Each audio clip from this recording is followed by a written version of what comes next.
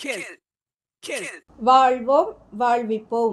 இது இறைவாக்கு. இறைவனிடமிருந்து தன் அடியார்களுக்கு வழங்க பெறும் அருளமுதம். ஒன்றாம் அருளமுதம். வாசம் வாக்கு ஒன்று. நான் உங்கள் மத்தியில் வாசம் செய்கிறேன். அன்பு கண்களை கொண்டு என்னை தரிசியுங்கள். ஆரவாரத்தை அப்புறப்படுத்தினால் மட்டுமே நீங்கள் அமைதியை ஸ்பர்சிக்க முடியும். வாழ்வோம் வாழ்விப்போம். இறைவனை தரிசித்த சித்தர்கள். இறைவனின் தாத்தா இறைவன் வீட்டிற்கு வந்திருந்தார். கையில் ஓர் புத்தகம் வைத்திருந்தார்.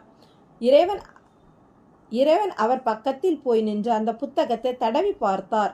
அவர் சிரித்து கொண்டே, இப்ப தடவி பாரு, பெரிசானதும் படிச்சு பாரு என்றார்.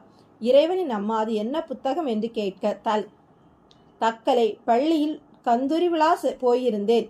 அங்கு அந்த மகானின் மெஞ்ஞான பாடல்கள் திரட்டு புத்தகம் வாங்கினேன். இங்க இருக்கட்டும், அப்புறமா வாங்கிக்கிறேன் என்று அம்மா கையில் கொடுத்தார். அன்றே இறைவனின் PhDக்கு களம் அமைத்து கொடுத்தார் என்பது காலம் கடந்து புரிந்தது. இறைவனின் டாக்டரேட் தக்கலை பீர் முகமது அப்பாவின் மெஞ்ஞான பாடல்கள் ஓர் ஒப்பாய்வு. 7 வயதில் தீர்மானிக்கப்பட்டதா இல்லை வெளிப்படுத்தப்பட்டதா? தாத்தாவிற்கு சித்தர்கள் பாடல் மீது அதீத ஆர்வம். கையில் சித்தர்கள் பாடல்கள் புத்தகம் எப்போதும் இருக்கும். அன்று அவர் இறைவன் வீட்டில் 3 நாள் தங்கினார். திண்ணையில்தான் இரவு படுக்கை. இறைவனும் அவரோடு போய் படுத்துக் கொள்வார். அவரிடம் தக்கலை பீர் முகமது அப்பா பற்றி சொல்லுங்கள் என்றார். நிறைய விஷயங்கள் கதையாக சொன்னார். அப்படியே தூங்கிவிட்டார். தூங்காமல் தூங்கும் நிலைதான் தொடர்ந்தது. காட்சியில் ஆதிக்கு முன்ன மனாதியே என்று தாடி வைத்த பெரியவர் இறைவனை பார்த்து கூற, இறைவன் தெருவில் விளையாடி கொண்டு இருப்பது போல் காட்சி. நல்ல சிவப்பு நிறம், ஆஜானுபாகுவான தோற்றம், தலையில் தலைப்பாகை கட்டியிருந்தார். இறைவனை பக்கத்தில் அழைத்து உச்சி மோர்ந்தார். நீங்க என்ற கேள்விக்கு பீர் முகமது என்றார். காட்சி முடிந்தது. காலையில் விழிப்பு வந்து பார்த்தார். தாத்தா பக்கத்தில் பாயில் எழுந்து உட்கார்ந்து தியானம் பண்ணி கொண்டிருந்தார். இறைவன் படுத்துக்கொண்டே பார்த்து கொண்டிருந்தார்.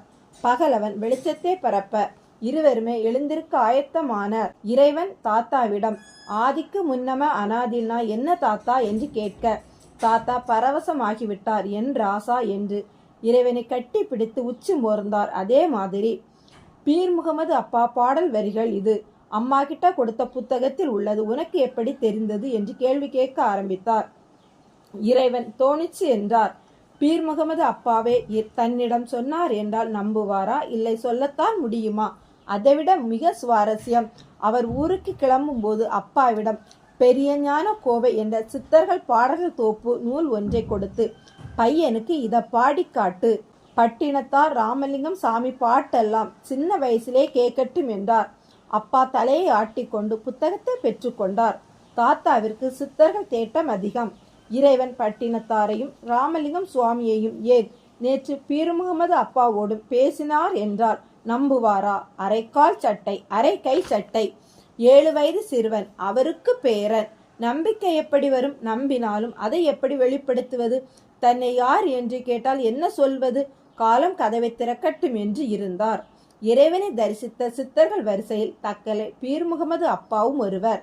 வாழ்வோம் வாழ்விப்போம்.